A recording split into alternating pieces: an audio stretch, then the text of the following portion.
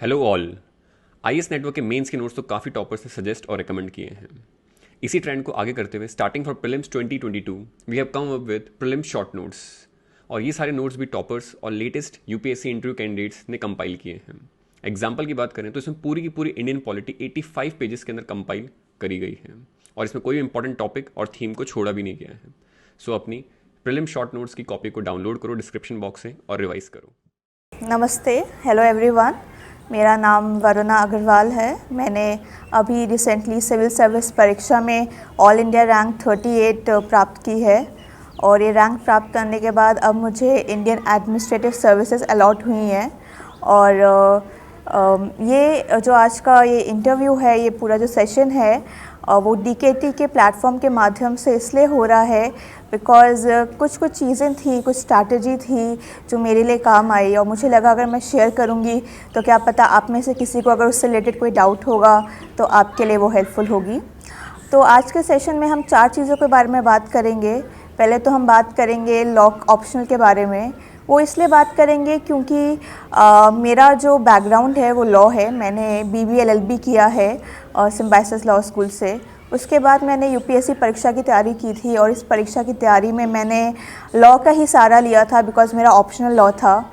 और अब की बार अगर मैं अपने मार्क्स की बात करूं तो लॉ ऑप्शनल की वजह से ही मैं ये रैंक प्राप्त कर पाई हूँ, क्योंकि अब की बार मैंने लॉ ऑप्शनल में हाईएस्ट स्कोर किया है 291, पेपर 1 में 151 एंड पेपर 2 में 140, जो अब की बार का हाईएस्ट है। और यही स्कोर था जिसने मेरा परफॉर्मेंस बहुत इम्प्रूव किया एंड मुझे 38 रैंक दिया।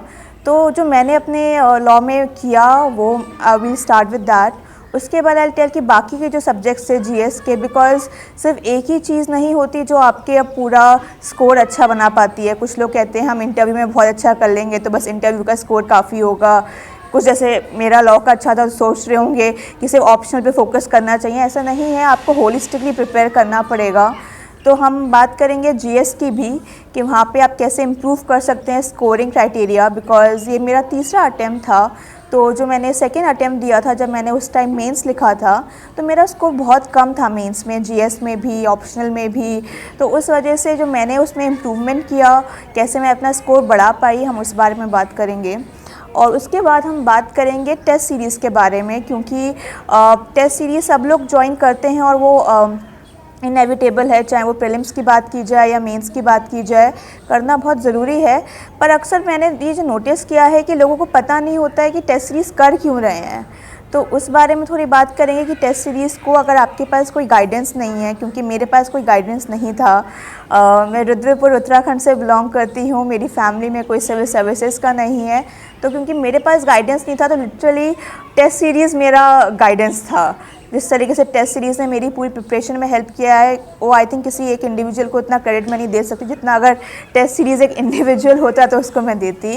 तो टेस्ट सीरीज़ के बारे में बात करेंगे और आखिरी में बात करेंगे जो सबसे इम्पोर्टेंट चीज़ है वो है कि पूरी प्रिपरेशन के दौरान आपका मेंटल फ्रेमवर्क क्या होना चाहिए, कैसे अपने आप को स्ट्रॉन्ग रखें, कैसे अपनी विल पावर बढ़ाएं, कैसे अपना डिटर्मिनेशन पे लगे रहें और कैसे अगर कुछ फेलियर्स होते हैं, कुछ चैलेंजेस आते हैं, उनसे हार नहीं माननी है, कभी अपने आप को निराशा नहीं लानी है ज़िंदगी में।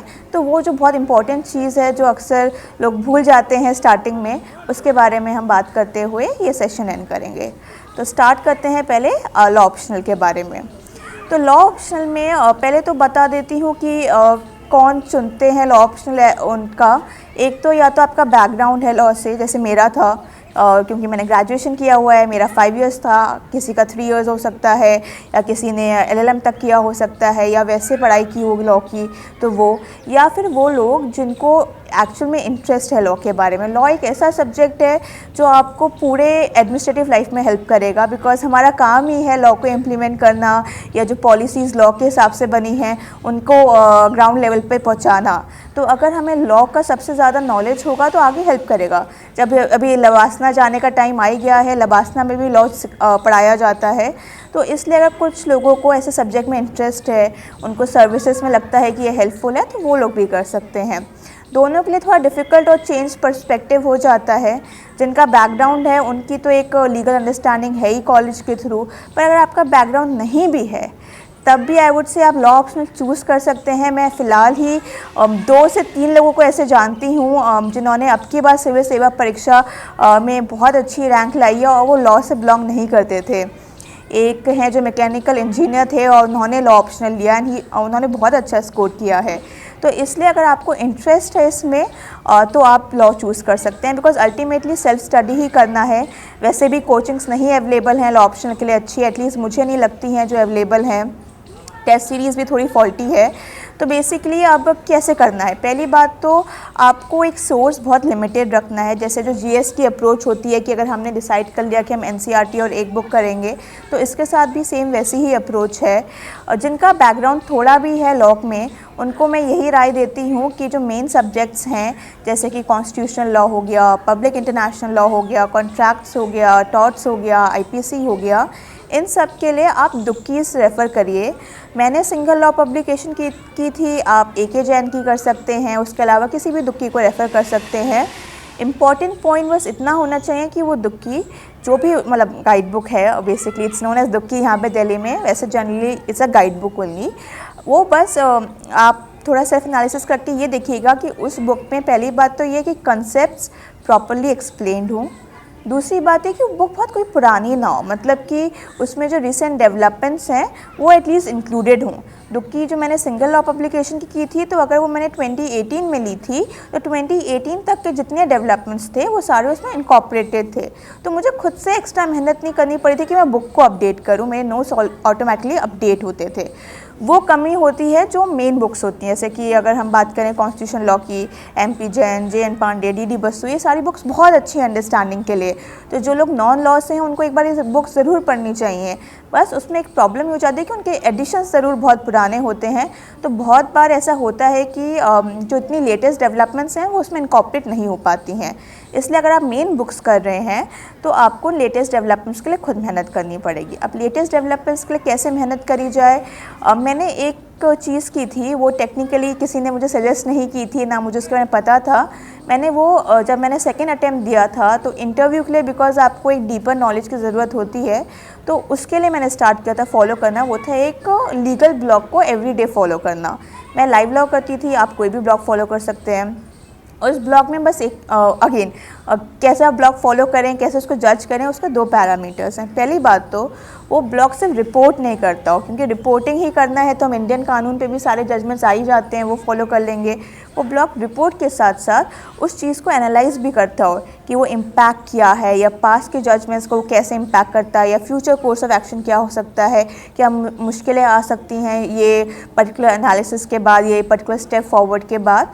तो ऐसा ब्लॉग हो जो एनालिसिस करता हो, प्लस वो वाइड वैरायटी ऑफ चीज़ों को कवर करता है। उससे लाइव लॉ जो ब्लॉग है उसमें इंटरनेशनल अपडेट्स भी हैं, एनवायरनमेंट लॉ अपडेट्स भी हैं, RTI के बारे में भी है, उसके अलावा जितने कॉन्स्टिट्यूशनल लॉ के जितने जजमेंट्स होते हैं उन सब के बारे में भी है, स्पेसिफिकली क्रिमिनल लॉ के बारे में भी है। तो स्पेसिफिक मतलब यू कैन ईजिली फाइंड अपने सिलेबस रिलेटेड सारे अपडेट्स, आर्बिट्रेशन, कॉम्पिटिशन लॉ, जो कंटेम्प्रेरी टॉपिक्स हैं जो अक्सर लोग मिस आउट कर जाते हैं और जो सबसे ज़्यादा स्कोरिंग आई वुड से हैं इस पूरे सिलेबस का, वो लाइव लॉ या बार एंड बेंच ऐसे ब्लॉग्स अच्छे से आपकी कवर करा देते हैं। तो इसलिए आप एक ब्लॉग डेली फॉलो करिएगा जो आपको ये सारी अपडेट्स देता रहे।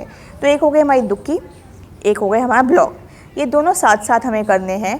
साथ साथ आप ऐसे कर सकते हैं कि आपको इनके लिए नोट्स बनाने की ज़रूरत नहीं पड़ेगी, बिकॉज दुक्की इतनी कंसाइज वर्जन होता है कि वो ऑलमोस्ट ऑटोमेटिकली नोट्स के फॉर्म में होता है।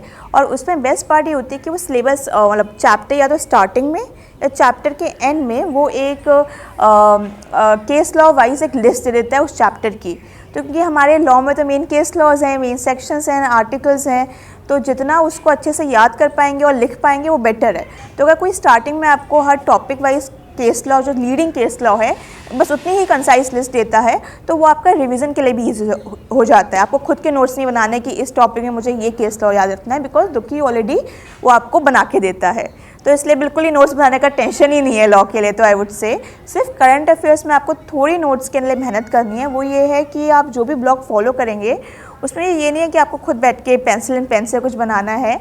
बस ये कि जो आर्टिकल है, जो भी आपको लग रहा है कि आपके सिलेबस में काम में आएगा, उसका लिंक कॉपी पेस्ट कर लिया, उसका वो स्पेसिफिक पोर्शन जो आपको समझ में आया और जो आपको बहुत यूनिक लग रहा है इनकॉर्पोरेट करने के लिए, उसको कहीं पे कॉपी पेस्ट कर लिया और वो लिख लिया। तो इससे आपका जो स्टैटिक जो आप दुक्की की नॉलेज है और जो डायनेमिक करंट अफेयर्स की नॉलेज है उसको साथ में मिक्स करके आप बहुत अच्छा आंसर लिख पाएंगे। Why I am saying this is because देखिए, जब मैंने सेकेंड अटैम्प्ट दिया था तो मैंने डायनेमिक पोर्शन में कुछ भी कॉन्सेंट्रेट नहीं किया था, मैंने सिर्फ दुक्की पढ़ी थी और दुक्की के बेसिस पे ही सारा एग्ज़ाम दिया था और उसमें आई सिक्योर 260 मार्क्स।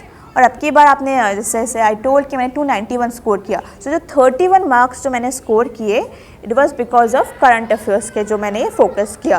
तो इसलिए इतना इंपॉर्टेंट होता है करंट अफेयर्स करना। मैंने इसके बारे में बहुत सी प्लेटफॉर्म्स पे बोला भी है, मैंने कवर भी किया है अलग प्लेटफॉर्म पे पूरा। मैंने पास्ट ईयर का जो 2020 का पेपर था, I have solve that also, तो आप चाहें तो उसको भी रेफ़र कर सकते हैं ताकि आपको समझ में आएगा कि मैं जो आंसर लिख के आई हूँ उसमें मैंने कैसे करंट अफेयर डेवलपमेंट्स को इनकॉर्पोरेट किया है। स्पेशली कॉन्स्टिट्यूशनल लॉ में बहुत इंपॉर्टेंट हो जाता है।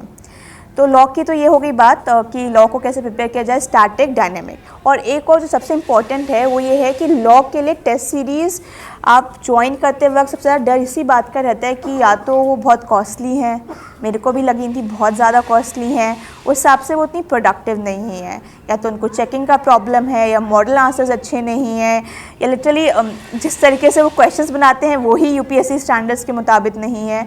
तो ये सब प्रॉब्लम्स होने की वजह से टेस्ट सीरीज़ को मैं सेकेंडरी कंसिडर करती हूँ सिर्फ लॉ के लिए। बाकी सब के लिए टेस्ट सीरीज़ बहुत इंपॉर्टेंट है, पर लॉ के लिए बिकॉज मार्केट इतना ज़्यादा उसको कवर नहीं कर पाया है, तो इसलिए हम करेंगे मेन हमारा क्या है, प्रीवियस ईयर क्वेश्चन पेपर्स 5 से लेकर 7-8 साल तक के आप सारे क्वेश्चंस को अच्छे से सॉल्व करेंगे और उसको बार बार सॉल्व करेंगे ताकि आप हर बार जब सॉल्व करें तो उससे बेटर आंसर लिखें। बिकॉज क्वेश्चंस रिपीट भी होते हैं, क्वेश्चंस की लैंग्वेज भी समझनी बहुत ज़रूरी है और समझना ज़रूरी है कि वो क्वेश्चन जिस टॉपिक से आया है और इतने सालों से उस टॉपिक से किस टाइप के क्वेश्चंस आ रहे हैं, तो ट्रेंड क्या है। तो इसलिए आपके previous year question papers are the best source to practice law के लिए आपकी तैयारी। मैंने अब की बार तो एक टेस्ट सीरीज ज्वाइन की थी, बट अगर मैं वो नहीं करती still I would have secured the same I feel, because last year did not join a test series and this year also मेरा main focus previous year question papers पे ही था। तो ये थी लॉ की बात। उसके अलावा डिटेल में अगर किसी को जानकारी चाहिए तो हमने जितने अभी बार के लॉ के ऑप्शनल के टॉपर्स रहे हैं जिन्होंने अब की बार सीएससी क्लियर किया है, हम सब ने एक मिला के एक आर्टिकल बनाया है, स्ट्रैटेजी डॉक्यूमेंट, जिसमें हमारे नोट्स भी हैं, हमारी टेस्ट कॉपीज़ भी हैं। वो एक सीएससी विक्की करके एक वेबसाइट है जो लॉ जो जितने सीएससी के टॉपर्स हैं वो ही चलाते हैं, आप उस पर जा सकते हैं। ऑप्शनल्स में लॉ में आप वो डिटेल स्ट्रैटेजी पढ़ सकते हैं। उसके बाद अगर आपके कुछ क्वेश्चंस होंगे तो मेरी एक ईमेल आईडी है varuna.agarwal@gmail.com, आप उस पर मुझे कोई भी डाउट्स भेज सकते हैं। मैं आई ट्राई माई बेस्ट कि मैं आपको within 48 to 72 hours I end up replying to you. And that's all from my side for law. All the very best for everyone जो बाहर प्रिपेयर कर रहा है, and just keep studying and keep learning. Thank you very much.